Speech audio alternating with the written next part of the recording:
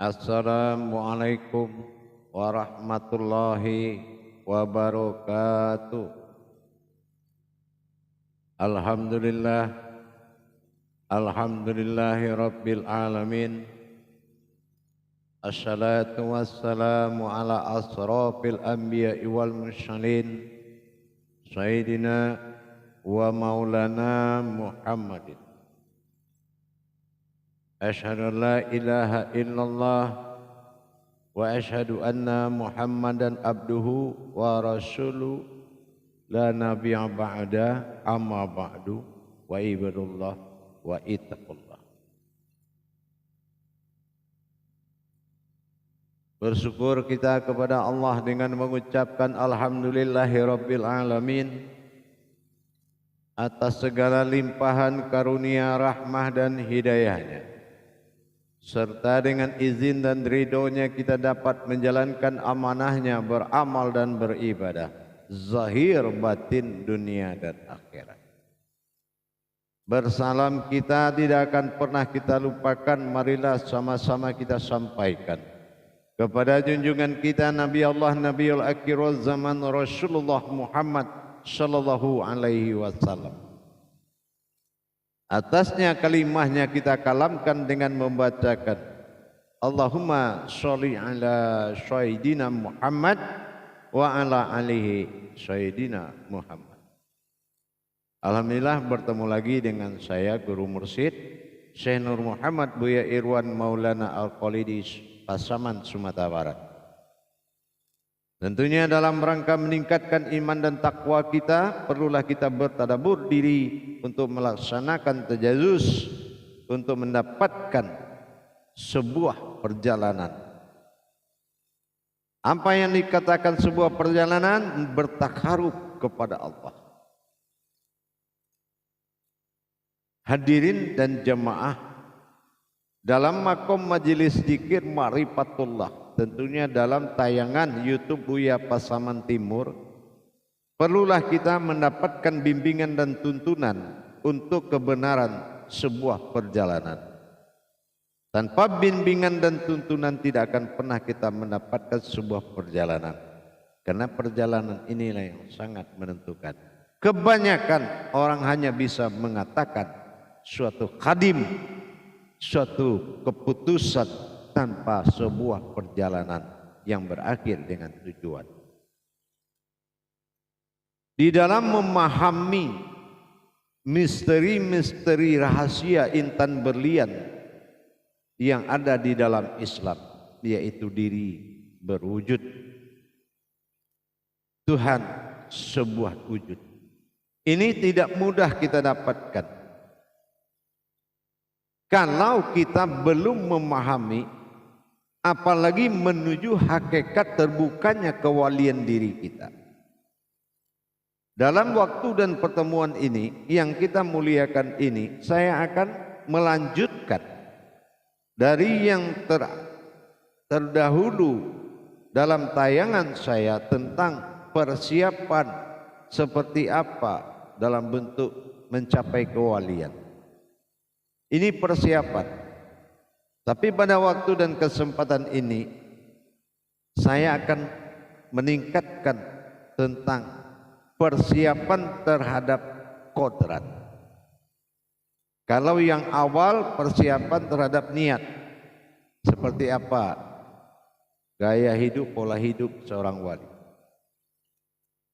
Tapi dalam makom ini, dalam situasi dan keadaan ini, saya akan menyampaikan berbagi wawasan dan ilmu pengetahuan, mudah-mudahan bermanfaat, yaitu tentang kodrat.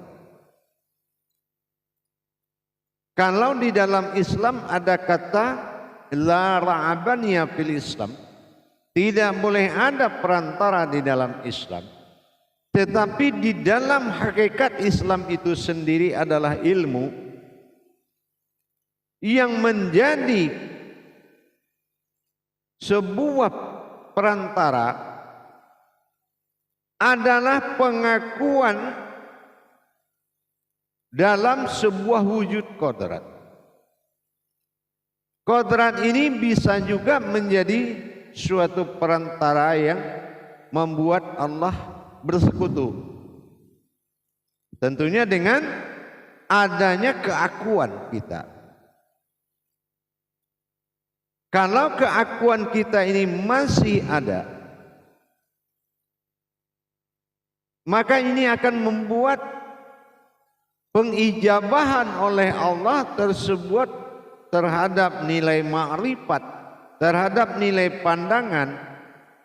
Ini akan membuat suatu persoalan yang mana amalan itu akan mendapatkan rasa ragu, bimbang, dan sering lepas dari pertahanan hakikat hati. Ini gunanya kita mentadabur diri. Diri yang ditadabur tadi adalah penyaksian terhadap sesuatu yang maujud adalah wujudnya Allah, bukan dirinya lagi. Nah, ini yang dikatakan kodrat.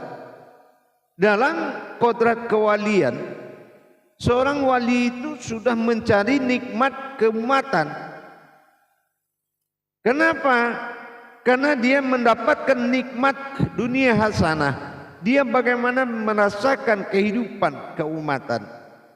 Kalau soal kehidupan la maujudun illallah, beliau sudah tidak akan diragukan lagi sebuah wujud batinnya Allah yang terlihat. Nah, ini yang harus kita pahami lagi. Jangan merasakan mengamalkan, tapi menjadilah suatu kodrat yang diamalkan. Tiap malam diamalkan oleh zat dan sifatnya Allah.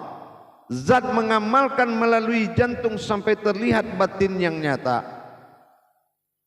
Dan sementara rahasia sirnya Allah mengamalkan hayatnya, hidup menjadi hidupnya sendiri dengan napas yang tidak berhenti berzikir. Untuk mendapatkan hal yang demikian, tentu kita harus belajar mentadabur diri tadi. 4 tadaburan diri tadi harus dilaksanakan. Pertama, dari sisi wujud, harus jelas adanya kamu. Kenapa? Ada apa dengan Allah dengan adanya kamu? Nah, itu ada wujud. Apalagi sir, rahasia. Apa yang menjadi rahasia? Adakah rahasia atau memang kodrat berwujud rahasia? Diperjelas dan dinyatakan untuk dihadirkan. Yang ketiga adalah batin. Apakah iya batin ini terlihat atau tidak terlihat? Dan apa yang dimaksudkan dengan batin? Apa rasa, apa pandangan? Ini diperjelas sampai nyata. Yang terakhir kodrat. Nah, ini juga sudah kita sampaikan dalam tausiah yang lalu. Tetapi pelaksanaan kejiwaan kita kepada Allah, itulah yang sampai, bukan marifat. Tidak ada marifat yang mampu mendatangi Tuhan. Mendatangi Allah tidak ada yang mampu. Laisa kamitslihi min syai'un.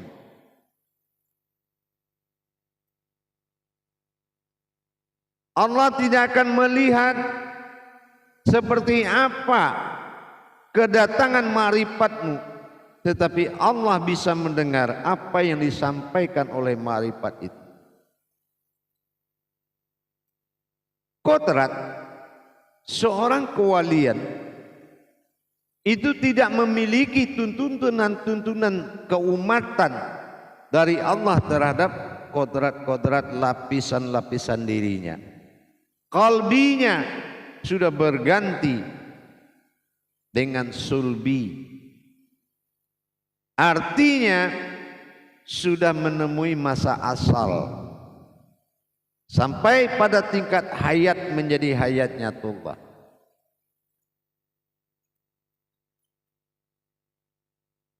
Melaksanakan takarub seperti ini, menghadirkan, menjadikan diri ini rahmatan fil alamin, dengan takhluknya seluruh alam kepada diri, tentu dengan mendirikan arasnya Allah pada diri, mendirikan kodrat alif yang nyata pada diri, membuat tafakurnya alam pada diri, mendirikan kodrat alif tersirat pada diri, membuat tafakurnya sekalian yang hayat pada diri. Ada yang hayat pada alam ini, semua yang hidup dia akan berwasilah kepada orang yang sudah mendirikan qalbinya. Mohon kepada Allah perantara kita, perantara imamnya, khalifahnya Allah di muka bumi, dengan kita memperhatikan yaitu tadabbur kodrat. Bagaimana kita bisa mentadabbur kodrat diri kita ini benar-benar menjadi sebuah wujudnya Allah. Di dalam kalbi ada sir, di dalam diri ada batin, dan di dalam tubuh ada hayat. Gerak bukan lagi afal, tapi afal menanggung dari fi'il. Karena ada yang menggerakkan, maka disinilah kontak jiwa langsung kepada Allah. Apa dengan kontak jiwa? Ada apa aku digerakkan? Ada apa aku diperjalankan? Semua akan terjadi komunikasi batin yang bagus. Tapi kalau kita belum siap memutuskan sifat-sifat kemanusiaan kita kepada Allah, kalau ada sifat kemanusiaan, hablum minan nas, lakukan kepada manusia, jangan lakukan kepada Allah. Ini ada makomnya, ada batasan. Apalagi mengkritik-kritik ulama, itu tidak boleh. Ulama itu pewaris firasatul anbiya, itu pewaris para nabi, meneruskan dua perjalanan hakikat agama dalam wujud batin, maka dilenyapkan pada sifat wujud nyata. Ini pewaris. Jangan kemudian lihat siapa yang berbicara, tapi lihatlah apa yang dibicarakan. Jangan mencari kemudahan, tapi minta kekuatan untuk menjalankan.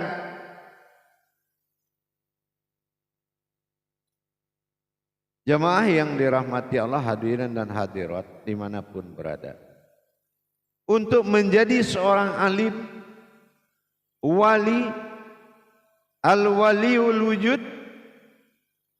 wali Allah, kita perlu mendirikan alam hayatnya Allah. Lam alif waw dia. Sudahkah dia menjadi alam hayatnya Allah, al-waliul? Menjadi alam hayatnya Allah, pastilah kita mentadabbur diri, kaji usul awal mula jadi. Dengan apa? Bukan didengar dengan cerita, dialami dengan masa kusuk. Bagaimana kita menuntut ke makom kajian demikian sehingga kita mengalami tafrid, tajrid, tauhid nyata, berhubungan nyata, mengalami dan nyata merasakan. Tentu butuh guru yang luar biasa, butuh bimbingan yang luar biasa. Kenapa? Di dalam belajar pendekatan takarubun diri kita kepada Allah, masa tauhid kita sangat dituntut. Apa yang dimaksud masa tauhid? Masa perjalanan iman. Kalau mental kita masih, iman kita berupa mental, ini akan susah untuk mendapatkan makom kewalian tadi. Jadi harus benar-benar dibuktikan dengan diperjalankan. Mengikuti pengajian benar-benar memperjalankan kerohanian kita kepada Allah. Berbeda dengan akhidatul kharimah. Kita belajar baik dari keburukan, tapi belajar diri kepada Tuhan menurut tuntunan ma'rifatullah. Kita lihat sekarang banyak pemahaman-pemahaman yang membuat umat kebingungan. Padahal pemahaman itu tidak akan pernah didapati oleh seseorang yang tidak dikehendaki Allah. Pelajari Al-Baqarah ayat 269. Jelas tidak akan ada orang yang bisa menghikmah apapun tanpa izin dan orang pilihannya. Tiba-tiba masuk pemahaman menurut diri seseorang yang menjadi guru, katanya ini yang akan merusak umat. Tapi bagaimana kita bisa memberangkatkan umat ini supaya dia bisa menerima hak dari Allah untuk mengamalkan dan memahami? Untuk paham saja Allah kunci, paham saja. Makanya dibilang hukum makrifat itu apa? Lebur paham wujudlah ilmu, lebur ilmu wujudlah aku, kata Allah. Lebur aku wujudlah Muhammad, dan Muhammad itu adalah wujudku. Nah, pernahkah kita berpikir dengan iman? Jangan semua dilarikan kepada amaliyah. Tidak mungkin program kerja pejabat dengan program pekerja seorang pekerja itu dia mungkin sama. Tuntunan ketuhanan dengan tuntunan iman itu beda. Tuntunan akidah itu beda. Harusnya diestafet orang yang belajar, jangan dihimpun terus dalam satu makom. Kita contohkan tarekat. Begitu dia masuk tarekat, dikuku dan ditutup dia menerima keimanan yang lain. Ditutup, tidak boleh lagi mendapatkan guru lain, tidak boleh belajar banyak guru. Memang tuntunan tidak boleh, tapi kebenaran itu datang dari siapa saja. Kita belajar bukan untuk unggul dari orang lain, kita belajar untuk membantu orang lain. Kita diberikan kelebihan bukan merendahkan orang lain, tapi menyelamatkan orang lain. Kenapa itu? Umatin, iya umatin. Ilmu itu estafet kepada umat. Banyak makhluk tentu jadi umat, banyak umat belum tentu bisa jadi hamba. Apa yang ada di iman kita? Kalau kita membesarkan diri di jalan besarnya Allah, meskipun jalan diri kita kecil, tapi carilah waktu untuk membesarkan Allah. Bukan membesarkan diri di jalan Allah, tapi besarkan Allah di jalan diri. Selamat umat. Jadi seorang wali, seorang pesuruh Allah ke tingkat ilmu harus melalui proses syahadat. Kalau dia belum mampu mengeluarkan pemahaman dari satu syahadat, apapun bentuk makom kajiannya, dia tidak mampu mengeluarkan dari syahadat, berarti kewaliannya belum sempurna. Semua itu diletakkan pada posisi tauhid. Jadi jangan dibawa kemana-mana. Nah, inilah tugasnya para wali, meluruskan ibadah umat dengan ilmu. Jadi jangan membenarkan yang rusak. Membenarkan yang rusak itu amaliyah. Tingkat pemahamannya, penyelesaiannya, akidah imannya itu sudah membentuk makom yang lain. Tapi kerusakan diri bertuhan harus dibenarkan lagi oleh ahli diri. Itu yang dinamakan Amirul Mukmin. Inilah wali. Tapi sekarang kita lihat sebagian, kalau ada yang aneh-aneh, ada orang sakit jiwa bisa baca ayat dibilang wali Allah. Ya, mana mungkin martabat sebuah Tuhan seperti itu? Bukan. Tapi martabat Allah Tuhan dimuliakan dan diagungkan, disucikan dari pandangan, disucikan dari pendengaran. Itu Tuhan. Wujudnya adalah wali, berarti wujudnya ini mencerminkan zahirnya Allah. Waz-zahiru mu'alal batin. Zahirmu memperlihatkan batin, kata Allah.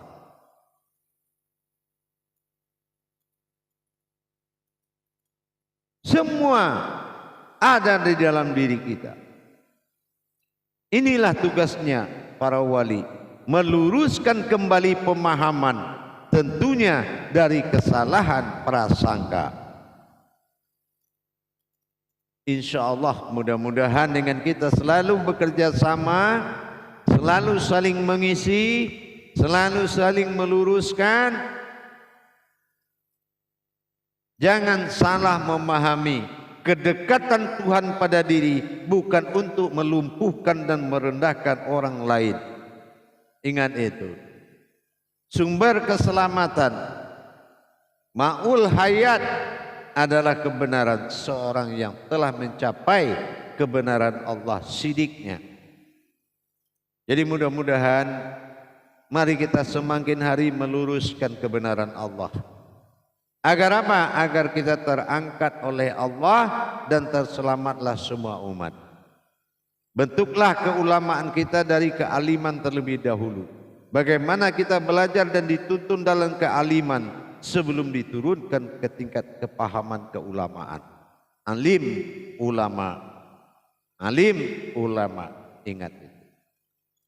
Inilah yang dikatakan proses persiapan kodrat tingkat kewalian. Harus benar-benar yang hakikinya menjadi terdepan, mampu meletakkan sifat bertingkah kepada zat, mampu memperjalankan afal berwujud sifat, dan mampu melaksanakan akidah di dalam iman, mampu melaksanakan iman di dalam ilmu. Itu yang bagus. Bukan kita memilah-milah dan memisahkan. Adab berilmu bukan adab berumat. Adab berilmu bukan adab berumat. Adab berumat itu tata tertib. Tapi adab berilmu adalah memenuhi rukun hakikat. Jemaah yang dirahmati Allah rahimakumullah. Insya Allah dengan kita benar-benar walazina jahadu fitna lahamdiyahum subulana, benar-benar ayat 6 kabut ayat 9, benar-benar kita menjadi jalan, mencari jalan sampai menjadi jalan. Dunia ini nyatanya apa? Bukan melihat ciptaan yang nyata, apa yang mampu yang kamu nyatakan di jalan Allah, apa yang kamu mampu lihat dengan nyata. Semuanya nyata, tidak ada yang tersembunyi. Maka barang siapa yang tidak sembunyi, itu adalah telah dihinakan. Makhluk dihinakan. Dihinakan itu apa? Tidak boleh ke masjid. Dia tidak terlihat, suara aja yang ada, baunya begini-begini, enggak boleh sholat. Tapi Allah bukanlah wujud yang hilang. Tapi dia tidak tercapai oleh imanmu. Maka kamu tidak melihat dan tidak bisa mengakui dan melihat yang tidak nyata itu sekarang sudah nyata. Allah bukan wujud yang hilang yang harus dicari. Allah adalah waz-zahir wal batin. Allah adalah berwujud bersifat kepada zahir yang berasal dari batin.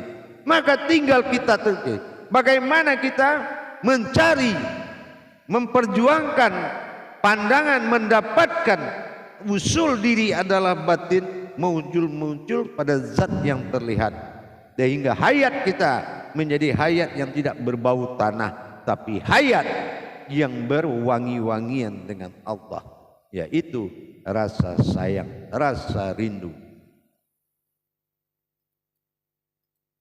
Insya Allah persiapan kodrat itu memang sangat wajib. Dan belajar menjadi seorang wali itu tidak semudah apa yang kita pikirkan. Tapi kalau tepat pada guru hak, murid yang hak, ilmu yang hak, pelajaran itu sangat mudah sekali. Sehingga menjadi nikmat dalam belajar. Alhamdulillah para jemaah dan hadirin, kaum muslimin dan muslimat yang ingin belajar mendapatkan tuntunan tauhid, pendekatan diri kepada Allah, bermuqarabun, berwasilah, belajar bertolabul ilmi faridatu ala kulli muslim insyaallah. Silakan menghubungi nomor telepon saya, Guru Mursyid Syekh Nur Muhammad Buya Irwan Maulana Al-Qalili Sumatera Barat. 081398337904 dengan tulus ikhlas kita akan sama-sama belajar dengan kurikulum yang ditetapkan dalam YouTube Buya Pasaman Timur, memiliki kelompok pengajian dan dihitung jadwal pengajian live per minggu sekali hanya untuk mendapatkan suatu nilai iman dan takwa. Tidak ada yang lebih dan tidak ada yang hebat. Kita sama-sama belajar. Silakan menghubungi nomor telepon tersebut. Mudah-mudahan Allah memberikan suatu jodoh pertemuan belajar dengan saya, insya Allah.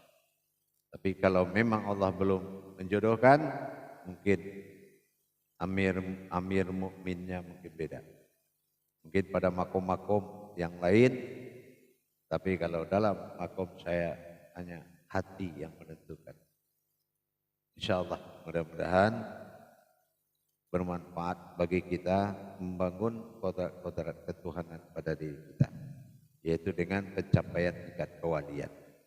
InsyaAllah mudah-mudahan bagaimana kita rasanya ingin dekat, mungkin yang dekat itu terlalu dekat, jadi rasa itu datang. Tapi mungkin kita berpikir sebagian karena rasa dekat itu tidak ada, rasa ingin dekat ada. Nah, itu sebetulnya yang ada adalah rasa dekat. La ta'an mahabbatun wa inallahi ilallah. Tidak mungkin kamu bisa merindu kalau tidak saya yang merindu kepadamu. Nah itulah. Makanya tidak ada istilahnya air mata ini berasal dari mana di bumi ini. Langit dan bumi tidak bisa menciptakan air mata. Itu mahabbatullah. Al-banashud. Itu adalah buah rindu dari Allah. Kalau kamu rindu, sebetulnya dia yang sudah rindu. Bagaimana sebuah jiwa meninggalkan diri dan jiwa itu adalah kamu. Itulah ruhani. Insya Allah mudah-mudahan kita selalu dengannya. Wa huwa ma'akum aina ma kuntum. Yakin dimanapun kamu berada, di situ dia.